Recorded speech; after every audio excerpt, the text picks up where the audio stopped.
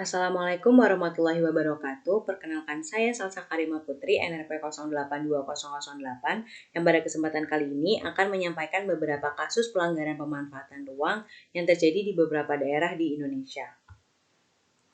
Kasus yang pertama adalah terkait kasus perambahan kawasan Suaka Marga Satwa Rawasingkil menjadi perkebunan sawit. Suaka Marga Satwa Rawasingkil terletak di Kabupaten Aceh Selatan, Aceh Singkil, serta Kota Subulu Salam yang berperan penting dalam mengatur tata air, berfungsi sebagai penjaga banjir dan kekeringan, menyerap karbon, serta membantu menghadapi bencana perubahan iklim. Menurut data BKSDA Aceh, Rawasingkil sendiri terdapat bermacam flora dan fauna mulai dari jenis burung, mamalia, biota air, tumbuhan bawah, tumbuhan berkayu, serta tumbuhan air.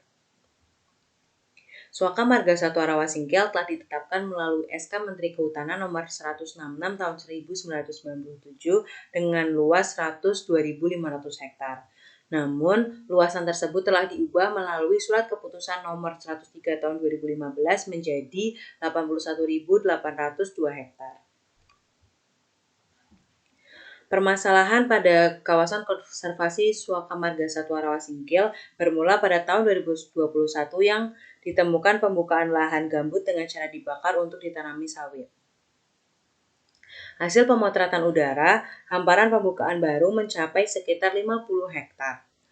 Bahkan pada tahun 2022, dampak pembukaan lahan gambut telah menyebabkan penyusutan lahan mencapai 338 hektar. Menurut Koordinator Divisi Hukum Yayasan Hutan Alam Lingkungan Aceh, yaitu Nurul Ihsan, penyebab pembukaan lahan pada kawasan konservasi Suaka Marga Satwa Rawasingkil ini disebabkan oleh pembiaran pemangku kawasan, kemudian kurangnya pengawasan dan peringatan pada pelaku pembukaan lahan, serta perambahan ini dilakukan oleh penguasa atau orang-orang yang memiliki modal finansial yang kuat. Perambahan lahan konservasi ini telah menyebabkan dampak berupa perubahan mata pencaharian masyarakat, meningkatnya bencana alam, serta terganggunya kesehatan warga akibat kebakaran dan asap, seperti munculnya penyakit ispa. Peraturan serta undang-undang terkait pelanggaran perambahan kawasan Suaka Marga Satwa Rawasingkil antara lain yang pertama Undang-Undang Nomor 6 Tahun 2023 yang mana pada pasal 61 itu dijelaskan bahwa setiap orang wajib menaati rencana tata ruang yang telah ditetapkan serta memanfaatkan ruang sesuai dengan rencana tata ruang. Kemudian pasal 62 juga menjelaskan bahwa setiap orang yang tidak menaati rencana tata ruang sebagaimana yang dimaksudkan pada pasal 61 yang mengakibatkan perubahan fungsi ruang itu akan dikenai sanksi administratif. Selain sanksi administratif, pada pasal 69 ayat 1 dan pasal 70 ayat 1 juga dijelaskan bahwa setiap orang yang memanfaatkan ruang tidak sesuai dengan rencana tata ruang dan mengakibatkan perubahan fungsi akan dipidana dengan penjara paling lama 3 tahun serta denda paling banyak 1 miliar rupiah. Peraturan selanjutnya adalah Peraturan Pemerintah Republik Indonesia Nomor 71 Tahun 2014 tentang Perlindungan dan Pengelolaan Sistem Gambut. Pada pasal 21 ayat 1 dijelaskan bahwa ekosistem gambut ini kegiatan yang berlangsung dibatasi untuk kegiatan penelitian, ilmu pengetahuan, pendidikan, dan atau jasa lingkungan.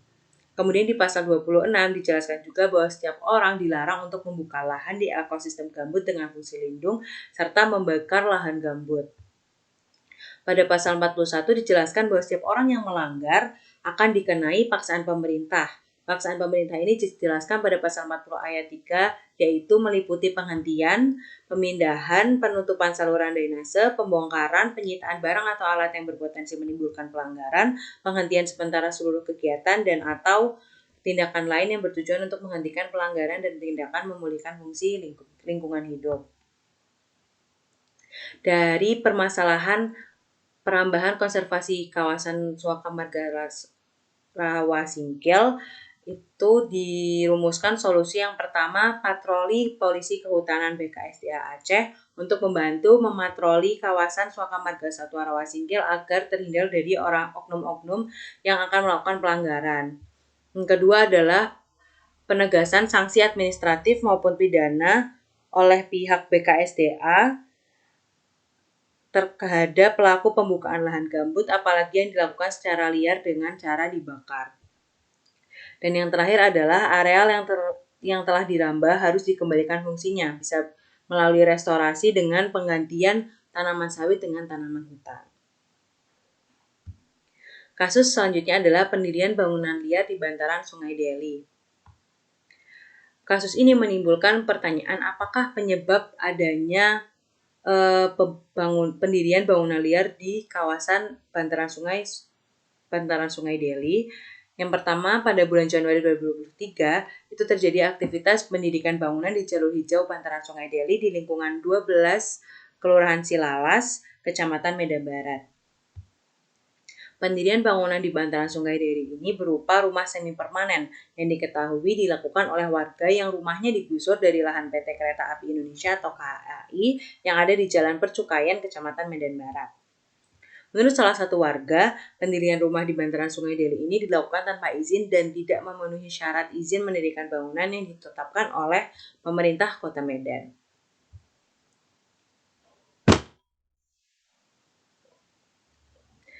Peraturan pelanggaran pendirian bangunan di kawasan Sungai Deli ini antara lain yang pertama Undang-Undang Nomor 6 Tahun 2023 terkait penggunaan pemanfaatan ruang yang tidak sesuai dengan fungsinya, yang mana pada pasal 61 dijelaskan bahwa setiap orang wajib menaati rencana tata ruang, memanfaatkan ruang sesuai dengan rencana tata ruang, yang mana di pasal 62, pasal 69 ayat 1, serta pasal 70 ayat 1 dijelaskan bahwa setiap orang yang tidak menaati rencana tata ruang yang telah ditetapkan yang mengakibatkan perubahan fungsi bisa dikenai sanksi administratif dan sanksi pidana, yaitu pidana penjara paling lama 3 tahun dan pidana denda paling banyak 1 miliar rupiah.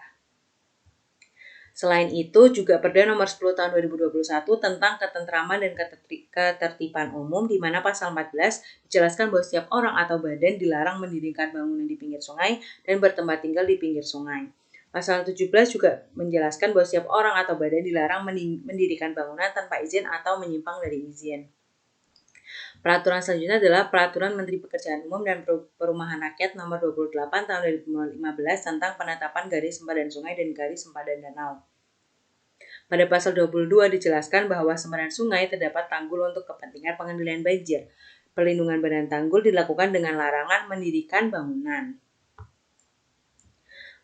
Peraturan terkait selanjutnya adalah Peraturan Wali Kota Medan Nomor 42 Tahun 2021, di mana pada pasal 53 dijelaskan bahwa pelaksanaan pendirian bangunan yang menyimpang dari IMB atau bahkan tidak memiliki IMB akan dikenakan sanksi administratif berupa peringatan tertulis, pembatasan kegiatan pembangunan, penghentian sementara atau tetap pada pekerjaan pelaksanaan pembangunan, penutupan lokasi dan penyegelan, pembekuan IMB, pencabutan IMB, dan atau pembongkaran bangunan. Solusi terkait pelanggaran di bantaran Sungai Deli ini, solusinya adalah yang pertama pemberian sanksi administratif, di mana dimulai dengan pemberian peringatan. Apabila tetap diabaikan, maka step selanjutnya adalah penghentian pendirian bangunan liar, dan apabila tetap tidak digubris oleh pelaku pelanggaran, maka perlu dilakukan pembongkaran, mengingat pendirian bangunan di bantaran Sungai Deli ini juga tidak dilengkapi dengan izin mendirikan bangunan. Solusi selanjutnya adalah diskusi kompensasi bagi warga terdampak penggusuran. Karena penyebabnya adalah warga yang tergusur oleh lahan KAI, maka perlu ada diskusi kompensasi warga agar tidak mendirikan bangunan di bantaran Sungai Deli. Yang pertama bisa menggunakan uang ganti rugi ataupun relokasi ke tempat tinggal yang lebih layak.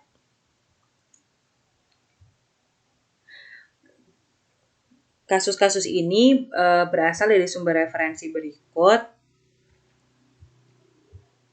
Sekian dari saya, terima kasih. Wassalamualaikum warahmatullahi wabarakatuh.